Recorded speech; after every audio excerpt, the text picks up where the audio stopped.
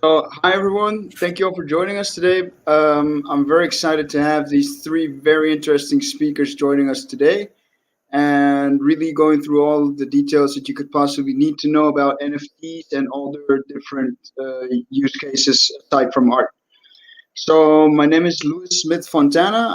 I'm an ambassador here at FAS. Joining us today is Elena. She is the founder and CEO at FAS and co-founder at CEO and CEO of Flashback. Hi Alina is everyone.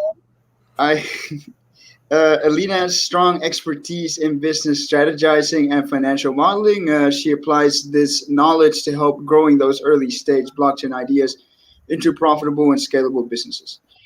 So great to have you here. We also have the pleasure of having with us Santiago Montes Escobar. He is the digital innovation manager at Club Deportivo Guadalajara, also known as Chivas. That's one of the most popular sports teams in Mexico, also getting a lot of traction in the US and worldwide. He specializes in innovation, sports marketing, esports, and NFTs. So also great to have you here. And finally, Thank we're you. joined by Gabriel Cardona. So Gabriel is a developer evangelist at over at Ava Labs. Ava Labs is really focused on taking an open source platform that allows developers develop smart contracts that are built for scale within the global financial space. So one of the main focuses would be empowering people to build an open, simple, and democratic internet of finance. So yeah, great having you guys. Thank you all for joining us today. I'm very excited to hear the perspectives on everything that we will talk about today. So yeah, one thing I wanted to make very clear from the beginning, the idea of this is to have like a very open, interactive discussion. So anybody that has any type of question or whatever needs to be cleared up, feel free to just shoot us a few questions through the comment section. Which of course the more the better, because the idea is to just have an open interaction for you guys to participate and just understand the perspectives of the speakers we have today. So yeah, so I'll turn it over to our presenters now, and we'll start off with Gabriel. Would love to hear more about what you can tell us about NFTs and their digital and physical convergence. So Sure. Thank you so much for having me. If you guys have any questions or comments, feel free to, interrupt me. I'm happy to answer any questions you have. So as he mentioned, my name is Gabriel Cardona, and I am developer evangelist at Ava Labs. And today we're going to be talking about NFT use cases beyond digital art. And I'm talking about a convergence between the physical and the digital and how NFTs really play to that space. Before I get started, I do want to express some gratitude to Elena and her team at FAS, the Financial Advisory Services. So this is actually the third presentation which I have given with FAS. The first was back in the holiday season. We did a startup Secret Santa. And then in March, at the beginning of the spring, we did how to launch a blockchain startup. And then, of course, today we're doing NFTs beyond digital art. So every single presentation we've done has been really well thought out and very professional. And I just want to give a hat tip to Elena and her team. I think they're doing some really great work. And also, I want to personally wish you the best on your new project. I think it's going to be very successful. And so best of luck on that journey. Okay, so before we get started, I kind of want to start at the very beginning with something that's kind of fundamental and is brushed over a lot because we kind of take this technology for granted. But first, I kind of just wanted to start out with, why do we even use tokens at all? What is it about a token that makes it so powerful and so innovative? And so the super high level here is that tokens allow us to take all of the properties that we love about the blockchain. So, the blockchain is decentralized. There's no single point of failure. It's very robust. It's very censorship resistant. It's peer-to-peer. So, you can send any amount of value to anyone, anywhere in the world, nearly instantly and nearly for free with no middlemen and no borders. That's an incredibly powerful idea. It really hasn't even had the full impact on the world that I think it will. I often compare our work to the creators of the DARPANET in the late 60s, which became the internet, and the TCP/IP stack in the early 70s, and how their work is more potent and meaningful today than it ever has been. And it seemingly gets more powerful every day as the web continues to creep into more and more facets of our lives.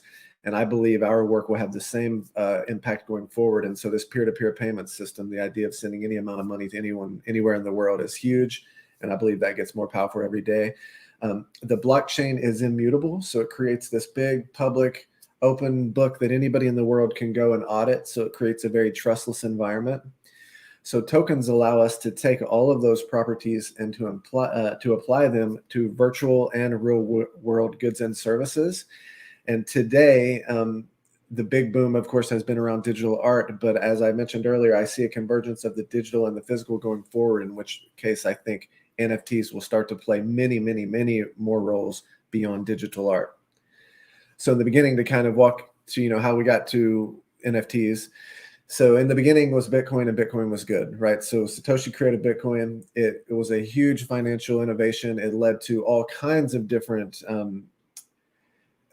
new thoughts about how people could handle their money and their finances. Initially, it started out its life as a peer-to-peer electronic cash system, but then from that became a store of value narrative and a hedge against inflation narrative. And then a couple other things that sprung up were, of course, tokenomics and smart contracts. And so right after Bitcoin was released in the very, very early days, developers realized that using op returns, so Bitcoin has a very rudimentary smart contract language under the hood called script. It's like stack-based, like Forth, and it has these opcodes. And one of them is called op return, and it allows you to write an arbitrary string of data to the blockchain. Currently on BTC, it's 80 bytes. They've oscillated back and forth between 80 bytes and 40 bytes over the history of that project. Other coins use other sizes. So I know for sure that Bitcoin Cash uses 220 bytes, but there's different sizes for different tokens and coins that are trying to accomplish different things. But the super high level was, even way back in the day, 2011, 2012, people started realizing, hey, you could issue non-Bitcoin assets on the Bitcoin blockchain. You could mint them, you could burn them, you could transfer them back and forth. And so I think in 2012, I believe, late 2012, early 2013, there was this project, which is now called Omni. At the time, it was called Mastercoin. They had their white paper. And there were several token projects. I know there was a colored coin type project, which used UTXOs and colored them. And then there was a, like I mentioned, Omni and Mastercoin, and there were a couple others that used an account-based system similar to what's happening in Ethereum. But even going all the way back to the beginning, people understood that cryptocurrencies were one thing, but that there was also going to be this need of tokens to solve all these other use cases that were just not currency centric. And I'm not even sure that NFT was a term in 2014. I think it sort of came into the zeitgeist after Ethereum came about. But even already back in this day, people realized, oh, you could tokenize physical contracts. You could tokenize shares in a company. You could do many, many different things that were non-cash use case, but would still benefit from being able to make them, decentralized, peer-to-peer, trustless, immutable, all those things I mentioned earlier. And so to give a little bit more context here, a little bit more color, because I've been talking about these ideas for a long time, and I don't think I've really talked about the Tocambrian Explosion much since I've been working in the Avalanche ecosystem, but it's something that I was talking about a lot in my previous role. So really quick, just some coloring on what I mean by this term, Tocambrian Explosion. So there was a geological period in the history of the Earth called the Cambrian period, and this period experienced the most intense burst of evolution in our entire planet's history. And so this chart here, this graphic I have, is really nice. It shows sort of like the tree of life in the modern world, and if you trace back all of these individual branches, the vast majority of the biodiversity that we see around us in the world today derives its roots from this one period in time called the Cambrian Explosion, where there was just an absolute explosion of different body types and a bunch of different evolutionary processes which set off. I believe that we are living during a similar time, but it's being expressed in the greater token ecosystems. And it's not just like in Avalanche or Ethereum, it's across all of them, because all the different ecosystems are learning from each other and taking cues from each other. And so I'm calling it the Tocambrian Explosion. And so basically there is just an absolute explosion of different token types and formats and protocols that's happening all around us. Like I said, there's UTXO colored coins type tokens. There's ERC20s for crowd sales. There's ERC721s for NFTs. There's 1155 for multi-token. And this is just a small subset. Of course, if you go through the many, many different crypto networks, there are a bunch of different ones. And I believe that similar to the Cambrian Explosion, some of these life forms, they're just not going to make any sense. Some of these token protocols, yeah, they're clever. Maybe they work for one guy's project, maybe whatever, but they're not going to thrive, right? They're going to effectively die off. But then there will be other token protocols and standards which absolutely thrive in their ecosystem. And, ERC 721 comes to mind, which is the token standard for creating non-fungible tokens on EVM compliant virtual machines like Ethereum and of course Avalanche and others. And these token protocols, not only will they thrive in their niche, but ultimately they will compete against each other in a Darwinian fashion, where I believe the end result is just going to be that the very best and the very battle-hardened token protocols emerge and are incredibly powerful and end up having a really, really big impact on our world. So when I say Tocambrian Explosion, that's kind of what I mean. There's just an explosion of innovation around us with all these different token types. Some of them won't make sense at all and they'll go by the wayside, but the ones that do make sense are going to thrive and end up being incredibly, incredibly powerful. Oops, sorry. So next I wanted to talk about this idea of digital and physical convergence. And so I know a common complaint or question I get every day on Twitter, and I believe it sort of is at the heart of why we're having this discussion today, is, what is so special about an NFT? Why would I want to pay to own a JPEG, basically? And that's because today, a lot of the NFTs that you see online, the vast majority of them are people just taking artwork and, wrapping it in an NFT token and selling it. Now, for what it's worth, I think that's incredibly cool, and I'm not downplaying that stuff at all. I think it's hugely innovative, and it's very, very important, and it's just the first baby steps into leading us into this whole new world. So I'm not coming off in any way pejorative. I think JPEG NFTs are absolutely amazing, and they have their place. But of course, NFTs, non-fungible tokens, will come to represent so much more. And so I have this picture here, and basically a huge opportunity. And I say this probably like once every single day, so I'm sure Elena's probably heard me say it. But I always harp back on it because it is incredibly true, and it's a huge opportunity. If you can internalize what I'm about to say, it's the opportunity of a lifetime. It could define your entire career, and it could make you a fortune, and you could change the world. And that's basically that the pace of change is accelerating rapidly within our lifetime. So everybody knows about Moore's law, but Moore's law really only applies to transistors on integrated circuits. But there are 1,000 Moore's law-like phenomenons that show that anytime an industry or a science becomes an information science, it starts doubling at these different rates of growth. Some of them are every 11 months, some of them are every 5 years, but across the board in information sciences, there's just seems to be this uncanny doubling of capacity on some certain timescale. And so I am a big believer that we're witnessing a convergence of the physical and the digital. So if you kind of have a Venn diagram of what's physical and what's digital, the overlap is getting greater and greater. And I think it's going to exist on a full spectrum.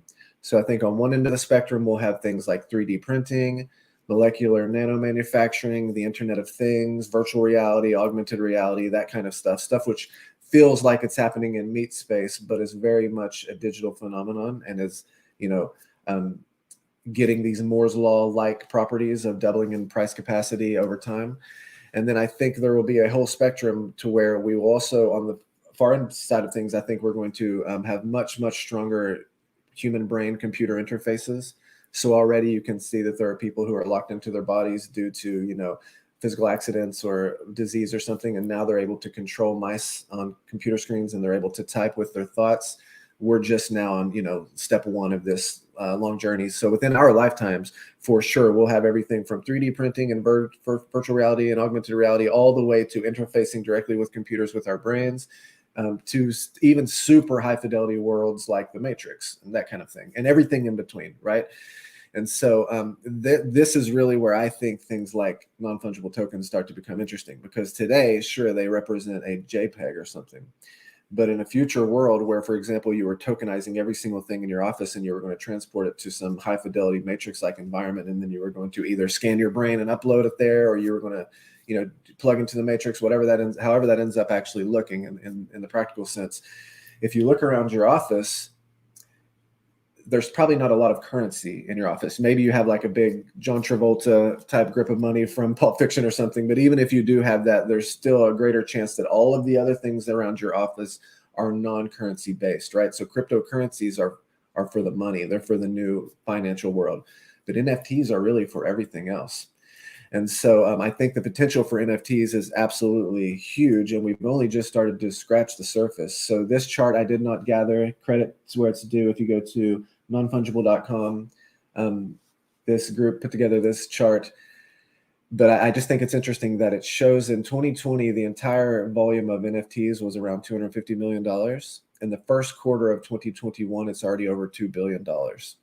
And so I'm a big believer that blockchain technology has gone mainstream overnight. If you've been working in this industry a long time, you know it was never going to happen until it happened. And in my opinion, it has happened. Blockchain technology is here. Of course, I work on Avalanche, and I feel like Avalanche consensus is a big part of that coming of age story, but it's independent of Avalanche. All this stuff will be happening, of course, in these other ecosystems as well.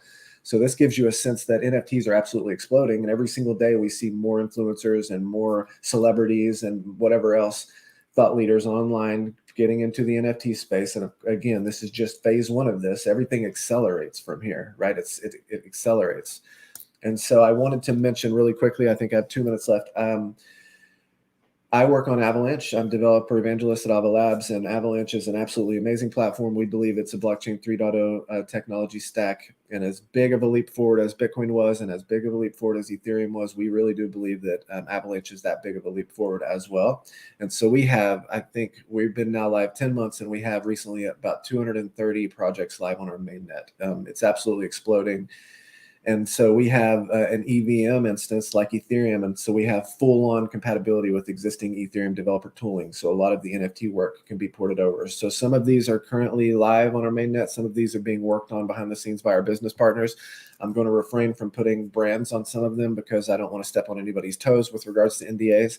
But suffice to say, every single thing I'm discussing right here is either in the works right now or being talked about with bringing together the biz dev resources to make this stuff happen, all on Avalanche right now. So of course, real estate, right? Fractional ownerships of property or rental payouts. And this is a big deal in the real world because we have things like timeshares, but it's amplified in the virtual worlds, right? Where you can spin up a new world for every single individual person. And then you can also have these fractional ownership of property rights in these different worlds. Of course, legal identity is huge. Today, it's very inexpensive to launch a social Sybil attack, because anybody can spin up 1,000 Twitter accounts and use an AI bot to spit out a human face based on 1 million different images and spin up some chat bots and have them dialogue together and steer the conversation. Today, social Sybil attacks are very expensive, but in the future, we'll be able to have this web of trust type model, and where your identity will actually have value. And it will not be as easy as me just spinning down the Gabriel persona and spinning up 1,000 more, because I will have invested a lot of time and effort into Gabriel. And it won't be as simple as me just throwing Gabriel away, because there's value there, right? And so driver's licenses, identity, you can do notary public accreditation on the blockchain, criminal records, patents and IP, and regulatory compliance. One of the big things we're building is a best-in-class suite of APIs to do completely permissionless networks and regulatory compliant permissioned networks, because we're building the Internet of Finance, and traditional finance is thousands of trillions of dollars. And we know that much of that is behind regulatory compliant plays, and we need to provide a best-in-class suite of APIs. 2 more slides, and then I'm going to wrap this up. Next is supply chain. So supply chain is absolutely huge. Supply chain impacts everybody around the world, obviously, especially as everybody in the world leapfrogs so-called developing nations and just goes right into full-on developed nations. Supply chain is critical, and the more you can optimize it and bring down costs, the better you can make the experience across the board, and the faster you can deliver products, and the more inexpensive you can make them as well. I've been waiting for somebody to merge the Internet of Things with NFTs to create an entire supply chain framework. And there are several in the works that I'm aware of myself. So I think supply chain is going to end up being transformative, because every single thing around you that we bought today all came through a supply chain. It's one of those bits of infrastructure that touches everybody's lives, but most people are not aware of it. So gaming, of course, is huge. I grew up a gamer. I love gaming, and now I have a 12-year-old son, and he is a super gamer. And, last year, esports actually passed traditional sports with regards to revenue. And again, we're at the beginning of this whole journey. So whatever I say now, amplify it times 10 just a few years out. Gaming is huge, and it's incredibly inefficient today. And it's there's piracy everywhere. Bringing NFTs, allowing people to do digital rights management with NFTs. Imagine every single in-game item that you touch, from a sword to a coin. These are all NFT tokens that you own in your wallet, and that you can then go change later on a decentralized exchange. It's a game changer. distributed autonomous organizations. So there's an entirely new paradigm around how we can do governance in a distributed way. It's huge. You may have just seen Eric Voorhees from Shapeshift is completely basically turning the entire Shapeshift organization into a DAO. So, what if you could pay your taxes behind ZK snarks, and then you could vote on where your taxes went through a DAO? These are really radical ideas, and I suspect somebody somewhere in the world is going to try them. A couple more. So again, media, decrypting and encrypting files. We all know that online piracy is huge. We all know there's a ton of opportunity that people will actually just pay for the content through Amazon or Apple instead of dealing with piracy, I should say.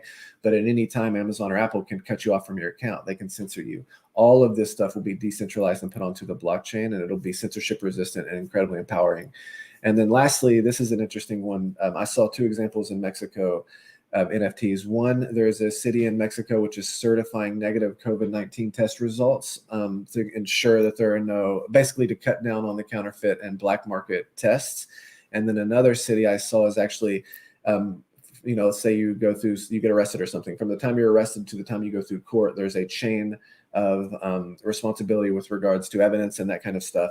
There's a city which is actually tokenizing all of the different bits of evidence and putting them as NFTs on the blockchain. That way they can be sure at each step of the legal procedure that nothing has been, tampered with in any way. So those are just some things that are currently being worked on the Avalanche network. Of course, there's much, much more than this. And as I said, as the physical and the digital converge, all of these ideas and more will ultimately be tried. So the thing I've been saying to everybody is, cryptocurrency is for money, NFTs are for everything else. And so I personally believe that NFTs have the potential to be as transformative as the cryptocurrencies, which have changed everybody's lives so far. All right. Thank you so much. I appreciate it.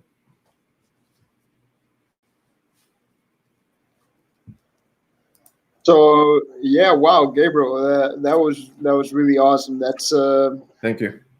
It was really special how you compared, the Darwin's evolution theory to what we're living right now with the tokens. I think that was a really great comparison.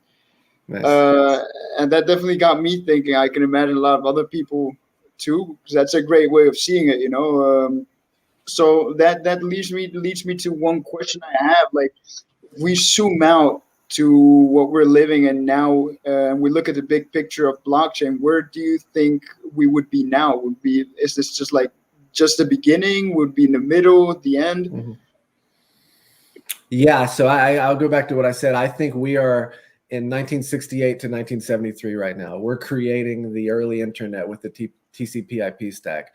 Now I don't think it'll take 50 years for our work to have impact because the pace of change is accelerating.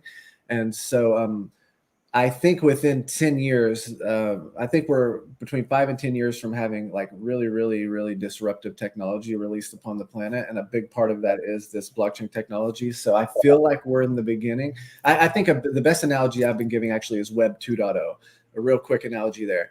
So when the web was created in the mid-90s, a lot of people, academics, professionals, computer scientists, hackers, entrepreneurs, these people all really appreciated, man, the web is going to change everything. And so a ton of money rushed in, and we had the dot-com boom in the late 90s. But then professionals who have been doing software for 30 years at that time played around with the web, and they were like, man, the potential is here, but this technology is just not mature yet. Like this web app you're showing me, pets.com, just cannot compete with a native Mac or Windows app. It just can't at this moment.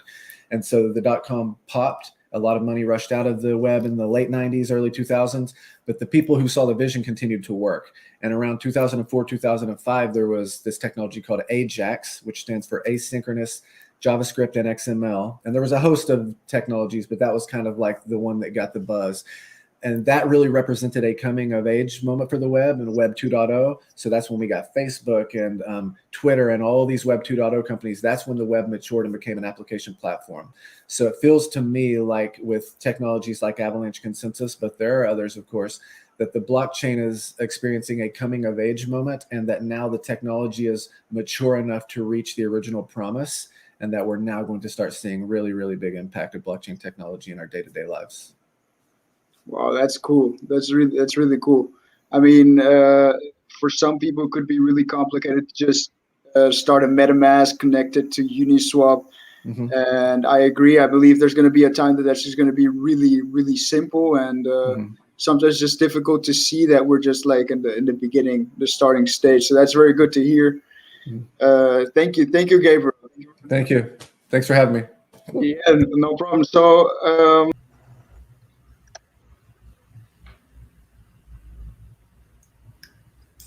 Hi guys. So hi Santiago. very sorry about the technical difficulties, but yeah, we're still very happy to have you here. So yeah, you at Chivas. Of course, Chivas is like a cult. It's something that I mean, it has a lot of followers, not only in Mexico. Yeah, I see your presentation. That's really awesome. I would love to hear more about what you have to say about this. Thank you very much. And yeah, internet has these kind of problems. Well, hi everybody. It's great to be here. I'm glad to have the opportunity to share about the Chivas world. Just to let you know, Club Deportivo Guadalajara is the name of the club, and obviously Chivas is the nickname of the team. Chivas is like a goat. It's a goat. Chivas is a goat. So that part is important to clarify. And second, just to let you know about our team. Our team has this 40 million fan base around the world, mainly in Mexico and the United States. So it's a team with great popularity and very loved it. So today, as you may know, I'm going to talk about our experience on the blockchain. We Got You was or is our NFT marketplace where we display our first and historical collection for us. And we loved the name because it works with the idea to let the fans having a piece of this historical theme is all about property. So the NFT world allows us to do that. So and I think it's important to let me explain why we did this. The first part is why not. We has an innovative oriented approach and is in our DNA, as Gabriel mentioned before. Um, we think that we couldn't ignore the NFT hype around esports because we are looking right now how this market are growing. So this is important to understand to sports and esports too. So the thing that I want to explain is for us, and maybe some of you guys know, Chivas play just with Mexicans. It's difficult to with us to put us out there and having this media relevance without foreign soccer players. So, for instance, we cannot hire a Brazilian or a Colombian player because of tradition. So we haven't that to hand to build a fan base. So with this kind of projects instead, for example, we was the first team to have an OTT platform. We had the first one to have a ticketing system in house. Another thing that we was doing in the past 2 years was the develop this esports project. So we're set mind is always looking ways to connect with our fans in Mexico, obviously, but mainly in the United States through these kind of experiences. So that's the why we do this. Obviously, we want to understand how this work in the operative part, for instance, ticketing and other kind of applications of the blockchain and the NFT world. But this is the reason why we do this in this first step. So we start looking how uh, um, how we start to build a project, and we start looking a partner, a sidekick to put this out there. So we found Avalanche, and Avalanche helped us a lot to put this project out there. And the most important part is of this was they did share our vision. They understand us very well, and help us to build this strategy and this kind of narrative. So we well, I went to talk about of vision, and we wanted something tailor made that allowed us to put NFT on the Chivas world and not the Chivas on the NFT. A lot of partners told us, okay, this is the proposal, and you will have these trading cards, and this is the experience in our platform. Obviously, we that doesn't make sense with that vision, and don't emphasize with us. So the thing we want was expression. We was expression over everything else. And in this first step, obviously, because in the future maybe we will obviously have this kind of experience to the fans, but the first part was expression, and the opportunity was our 115th anniversary, where we put a lot of effort to create a storytelling that connect with the people. And the With What You platform and or website or marketplace was one part of that narrative. We launched a special T-shirt, obviously, and created a lot of content. But the We Go You marketplace was what part of this narrative, of this storytelling. So we do this with them. We're working a lot in a collection.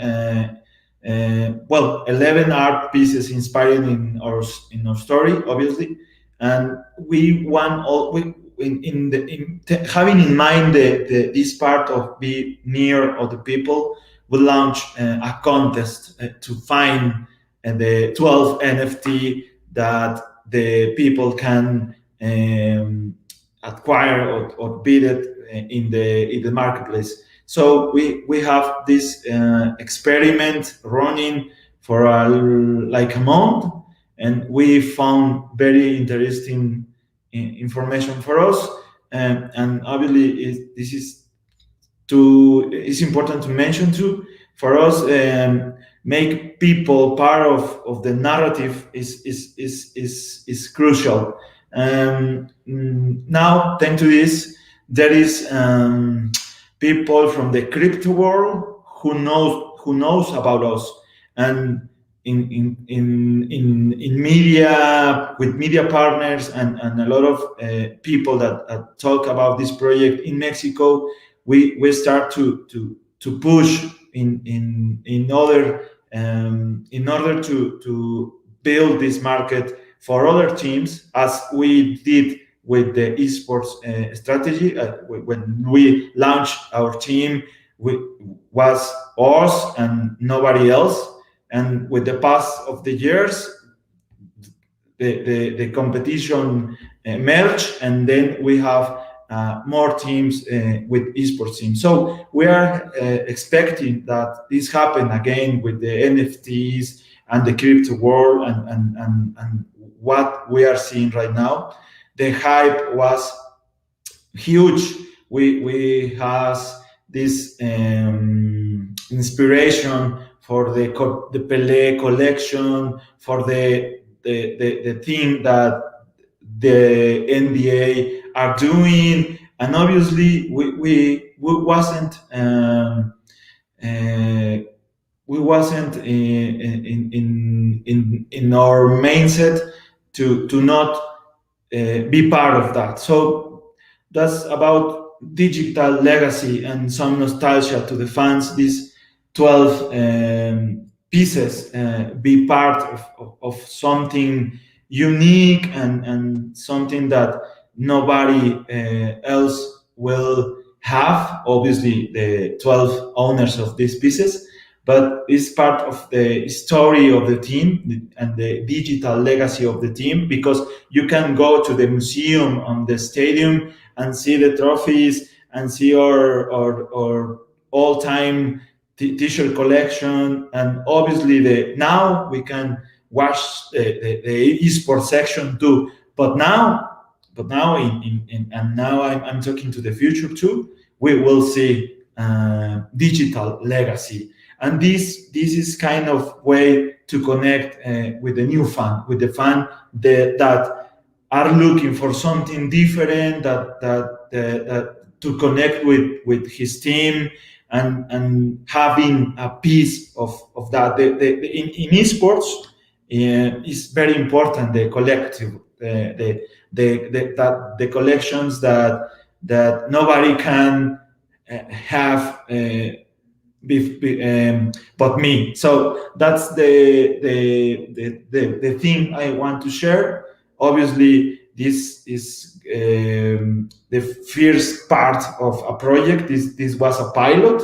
It's important to mention that. We believe that it is a lot of opportunities out there for the sports in the blockchain world. Obviously, for this collectional part of the experience, but obviously for the expression of the way you can give some control to the fan. Okay, let's put out there a bid, an NFT that allow the fan come here in special spot in the stadium. For instance, in the field behind the goal. So that's the way we are looking right now for the future. The first part was a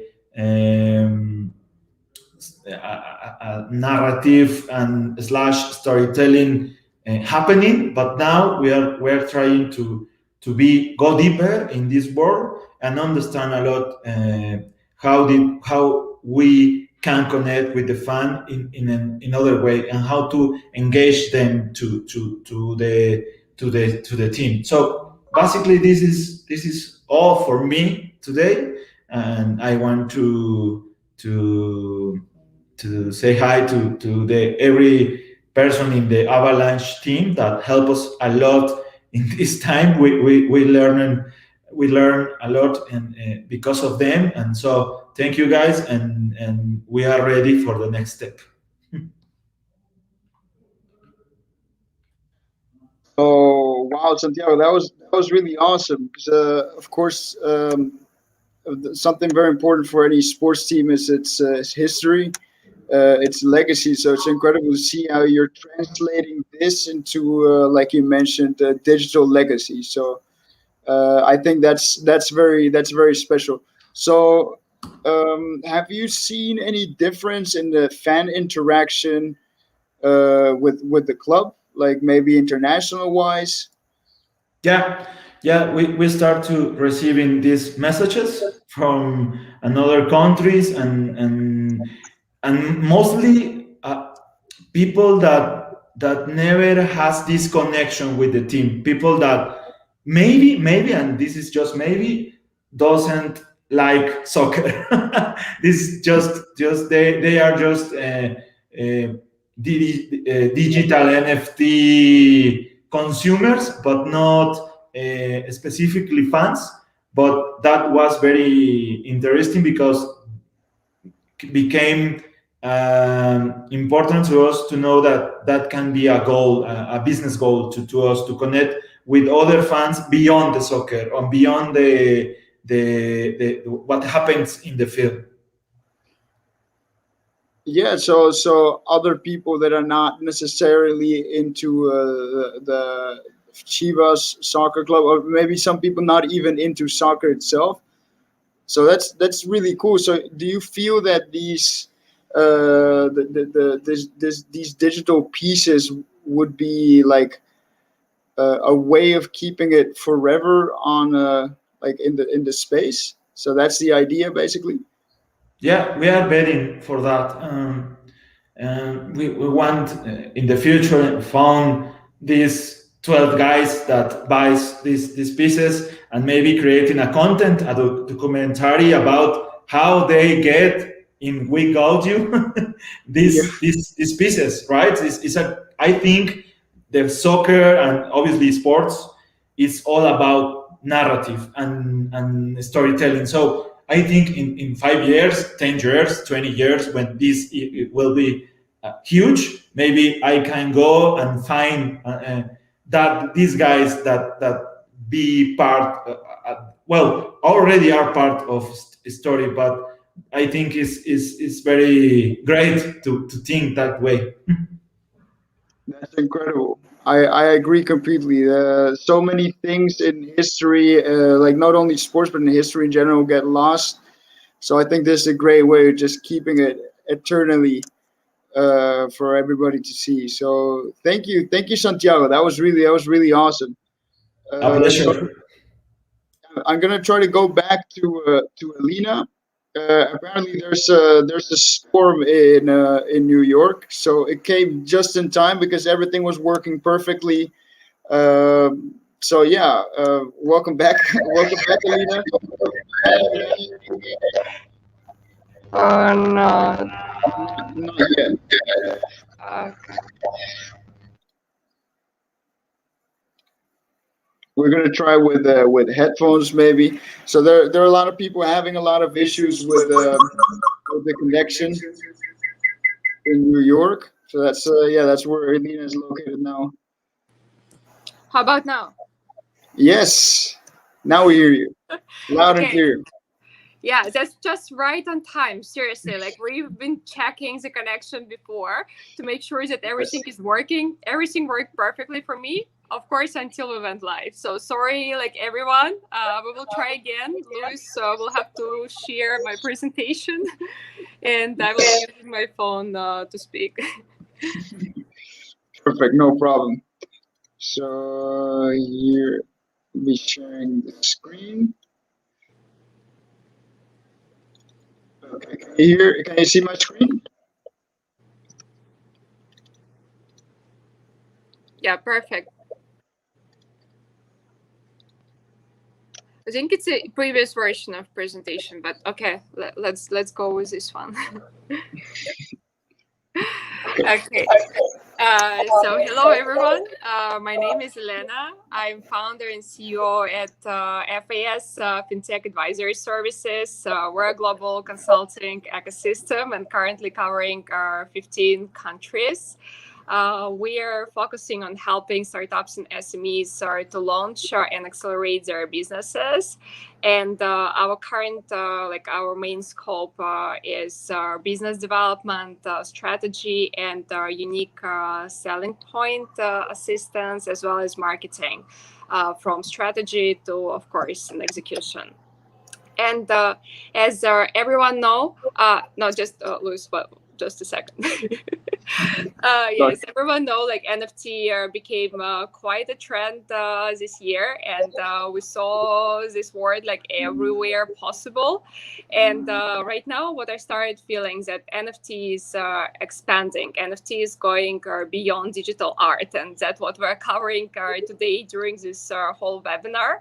And I specifically want to focus on a really new use case, that is how event industry is bridging with art thanks to NFT technology. And today we'll be talking about how event organizers can benefit from using NFT technology.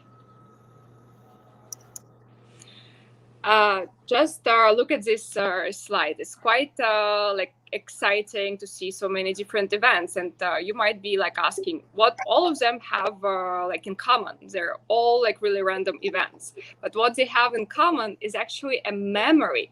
That's the memory is something that we bring home after each event, whether it's a festival, like a music festival in California, or a blockchain conference in Singapore, maybe some art exhibition in London, or just a birthday party of your child or your friend. That's all really exciting and personal memories. And before I was thinking, what if we could actually mean these memories? And Louis, and we can, thanks to NFT technology, we can mint memories that matter, and that's really exciting. Of course, like I already mentioned that we have memories that are really valuable on a personal level, but we also have memories that are very valuable on a financial level, right? Like some tickets that you can resell. And I came across an eBay, and I had this slide, but not in this version. Sorry. So we, no, Luis, yeah. So we, like I came across eBay and saw a lot of Beatles tickets. And that was quite impressive to see that a lot of Beatles tickets, very, very old ones, are being sold for like $500 to $1,500 and even more. It's not a surprise to anyone. But one question that I'm asking, are those tickets actually authentic? And the answer is we don't know, because you cannot validate the paper-based ticket and understand if it's authentic or not. We have really expensive art, like pieces of art that are being sold for millions of dollars, and sometimes they're fake. People cannot actually verify those things.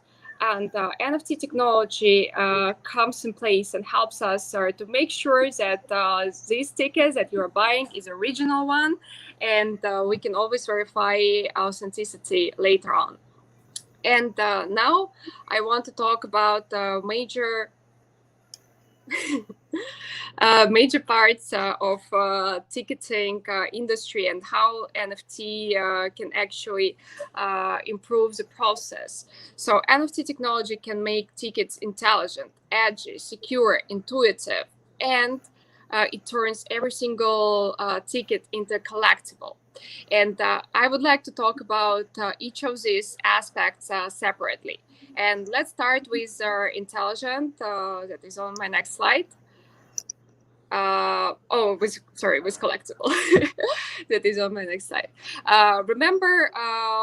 Remember all these paper-based tickets, and I'm pretty sure that many of you guys have some sort of collection, like in the past, or maybe even now, with different festivals tickets, or maybe even some tickets from museums or exhibitions from like other countries that you visited. And personally, I also had such a collection, and since I'm traveling from country to country, it's quite a challenge to bring this collection with me. And another thing is that all those paper-based tickets, they're becoming old, they're fading as the time passes, and you simply can lose this ticket. You can lose your memory. And now with the pandemic and and even like before pandemic, we started switching into digital ticketing, and that's what we can see on the second place, like in the middle of the slide. It's just a name, a QR code on a white canvas. Do you want to collect this kind of tickets? No, of course, they look exactly the same.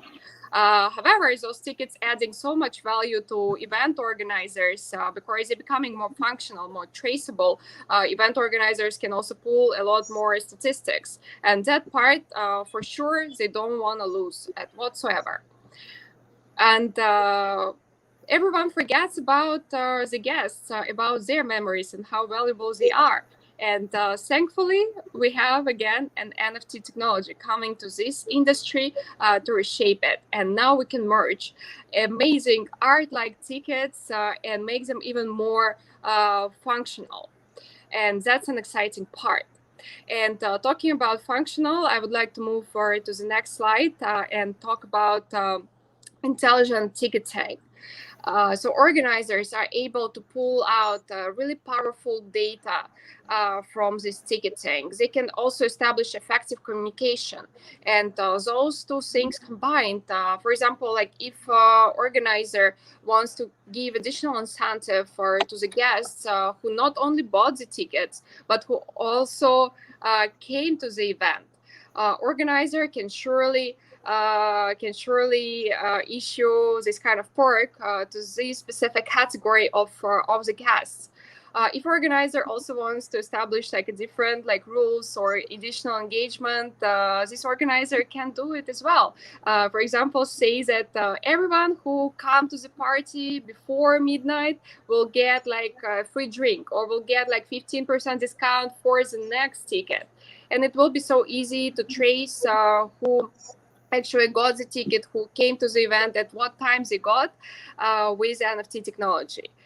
It's also possible to include other perks and different engagements, or like a lucky draw of different NFT tickets. So all the guests can actually win like a uniquely designed NFT ticket or get like a VIP ticket from this lucky draw. Of course, there can be different customizable features that can be added to smart contracts, like a free drink, DJ shutout, and many other things. And importantly, is that we can reduce lines. I will talk about this technical part of this a little bit later. And in terms of going back to reduce lines, it's very important, because when you come to the event, you don't want to really be bothered by long lines and waiting there, doing some extra actions. You just want to come and enjoy, and now you can. But apart from that, as I already mentioned, the tickets can be edgy. On the next slide. They can be edgy on the next slide. So we can have really amazing art-like tickets designed by digital artists. You can include your personal brand, your personal culture to each ticket, to make sure that it's not just like a random like QR code, but it's a part of your brand. It's a part of you as organizer, and you want to make sure that you have a higher brand awareness and that you unite with your community. And you can do it through amazingly designed tickets that are also unique and memorable for all the guests that coming to your event.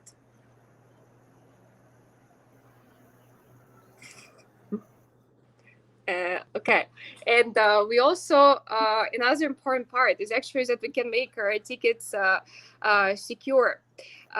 We can, as I already mentioned, we can reduce any possibility to fake the ticket. And that's very important for organizers to make sure that they don't get like any undesired guests attending events, and that the whole event goes smoothly. Organizers can also inbuild different KYC requirements. So people don't need to bring their passports with them, and they can do like verification through it. We can also have different restriction policies that NFT ticket cannot be like transferred before event is over, and different waivers agreements that we can include together with our NFT ticketing system. Just to make sure that all events are going really smoothly and everyone enjoy a safe environment. And the last but not least is the part about like intuitiveness of NFT. We all know that it's powered by blockchain tech, and usually when we talk about blockchain with people outside of the space, it's always like, what exactly is that blockchain? It's like so hard to understand to just like the people who are not like really related to the space. And NFT makes it way simpler to understand. Because it's a digital art that people can they can easily use, they can easily store it, and they can use it for validation when they're entering event. They don't need to really worry about blockchain and some really crazy looking like wallet addresses that will of course confuse everyone who never came across them before. And yeah, that's also wasn't like a surprise for me that NFT was the technology that brought so many people in the space, because again, if people can relate themselves, it's easy for them to understand, and that's really exciting. And talking about organizers, I wanted to say that NFT ticketing can be used by multiple events. It can be music festivals, it can be different sport events, and football clubs can be using this technology as well. And you already heard an amazing presentation from Santiago, also covering briefly that part. And we're really excited, and we see a lot of opportunity for sport events or to join the space, as they can issue really memorable tickets for their fans with different special moments from the games, or with some famous celebrity players. That's a really exciting part. And of course, we can have smaller events using the ticketing to increase not only engagement and awareness, but also make events safer and more effective. We could also have just private events. I mentioned at the beginning, it can be like a birthday party, like of your friend. Imagine your friend minting some like funny NFT that your friend did himself or herself. Of course, you would love to collect this NFT. It has like a special value for you. Maybe it's not that valuable for other people outside of your like friend group, but it definitely is so valuable for you. And that's exciting part, because NFT ticketing is available to anyone regardless of event size, event type, and purpose. It can be a free ticket, it can be even invites. And I'm really excited to introduce Flashback project that is on a flashback project. It's a project where I'm personally involved, and we're building a bespoke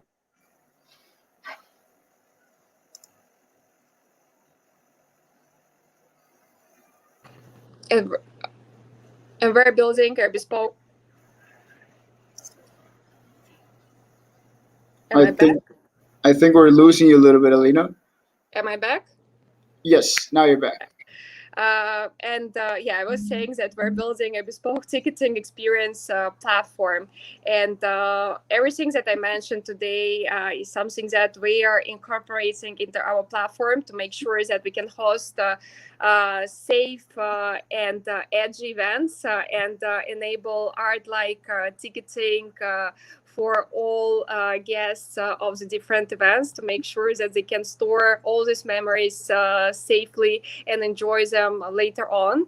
Flashback was already featured in 44 different media outlets, and we continue getting more traction, more mentions, and we're really excited to see how industry is evolving, and we definitely want to be like a big part of it, and already talking to large music festivals or to blockchain conferences and smaller events. And of course, on a tech level, we built Flashback exclusively on Avalanche blockchain, and Gabriel Cardona was covering earlier today Avalanche ecosystem, and it was definitely an amazing choice for us. We are big fans of Avalanche, and really excited to see our project growing within Avalanche ecosystem. And of course, thank you everyone for your time today. Really apologizing for for such a delay and problems with the connection. No problem, Alina. It was still very informative despite the technical difficulties. At least I enjoyed it very much. Is my screen still on? No, it's disconnected. Okay. Right. Okay, so I can see you again. Yeah, like I said, it was very informative. Like from the beginning, it was very intriguing because it's a special way of connecting NFTs to something physical, like ticketing.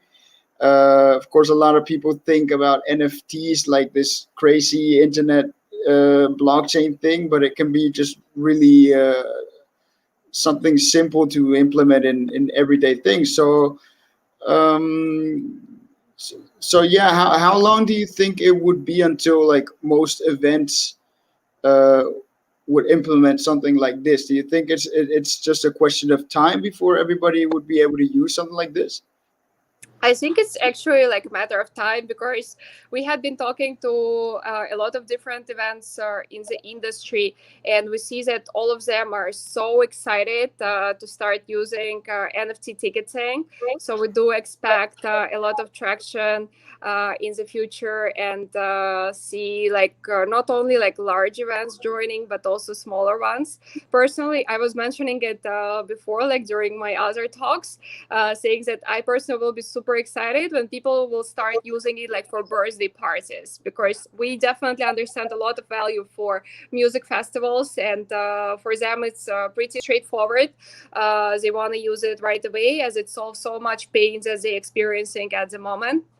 But smaller events and private events, that will be really exciting to get such an exciting traction over there. Cool. So it seems this is something very easy for a user to jump into. So you wouldn't need too much tech knowledge to be able to apply this. Yeah, it's actually like very simple. We're trying to make it like for a mass market, and I understand that of course ticketing is not only like crypto people using. We want to make sure that every single person outside of the space, even if this person never heard about cryptocurrencies, that person will be able to use Flashback and make sure that they can enjoy amazing edgy ticketing. Cool. So are there any perks to early adopters? Of course, organizers can issue different perks. I mentioned really briefly that they can like launch some sort of a lucky draw for their guests, and we're also offering a lot of different perks to like our early adopters, like organizers. If they join us, of course now we offer a lot of different like customized support.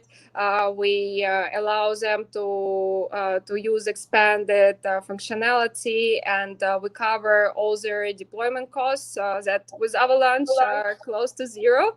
And that also was one of the reasons we chose Avalanche, because transactions are actually made for people to use and mint NFTs. That's exciting part of Avalanche blockchain. And on our end, we're just trying to remove any other headache from organizers. So if they join us now, they get like a kind of a really tailored approach and a lot of like media coverage and different, different support. Cool. So I think it's very exciting. I see in the chat in the comments already some people. Crypto Canal says I want this for next crypto meetup in Amsterdam. So that's definitely very exciting to hear and to see. So yeah, thank you very much. Thank you very much for your input. I hope maybe there are some questions from the public.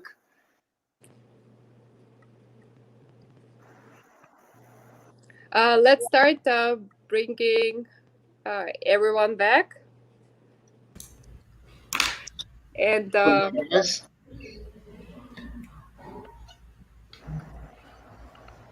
Can you guys hear me okay? Yeah. yes. Yeah. I was just going to comment. I had already told Elena this, but when I first started at Alva Labs, my very first weekend project ever to learn the platform was I brainstormed on an NFT token platform on our C chain. So I totally see the vision of Flashback. I think it's going to be absolutely huge. I think it's the right idea at the right time. So I'm really stoked for you. Congratulations. Thank you so much, Gabriel, and we're really like excited for all the support from Avalanche. Mm-hmm. Really amazing. Yeah, I think it's cool how Gabriel explained that blockchain is evolving. NFTs has a lot of different use cases, and applying that to the ticket service that Elena is offering, which is really cool. And of course, Santiago had like really good input about how you can basically put NFTs into permanent history. So there's a lot of use cases. I think you guys the very interesting ways of how NFTs are still evolving, and everything we can still do with them now and even in the future. So Yeah. I have a question here. If Flashback is available now. It's launching very soon, and we're actually working on our first use case with our blockchain conference. So we will start issuing, like pre-issuing tickets like in upcoming weeks, and Flashback will be launching early in September, like a first version of a Flashback. Early September. Okay, that's cool. That's very nice.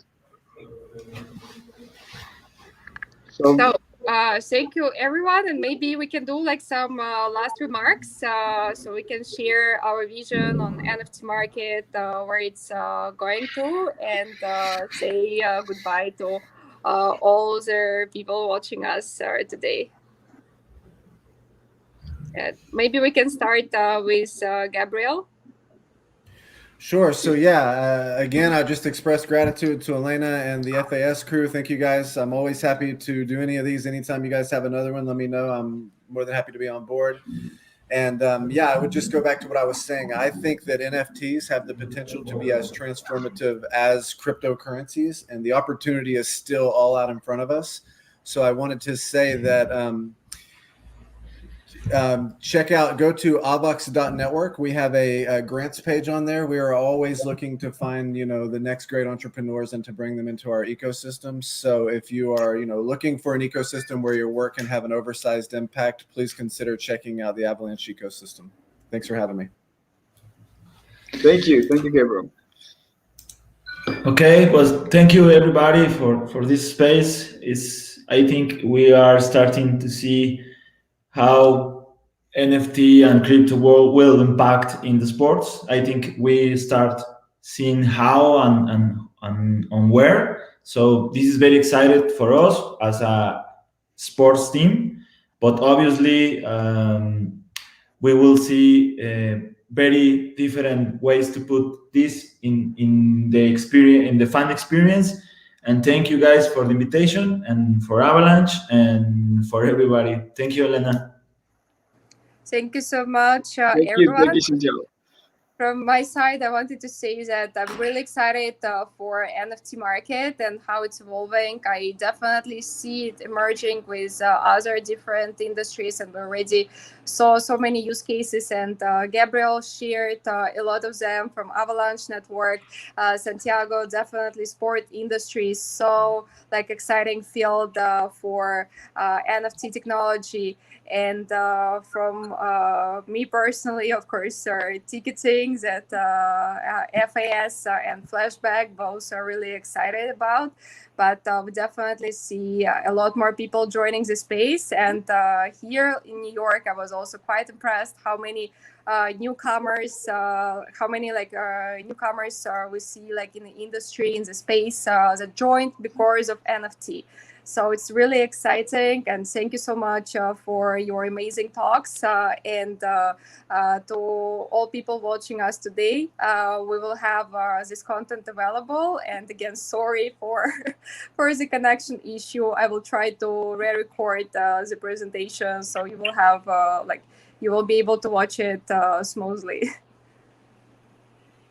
That's great. Thank you, Elena. It was really great having you guys. Very interesting topics, and great to see your perspectives about this technology that we all love. So, thank you guys. Have a nice evening. We're great having you here. See ya. Thank you. Cheers. See you. Bye-bye. Bye. Bye.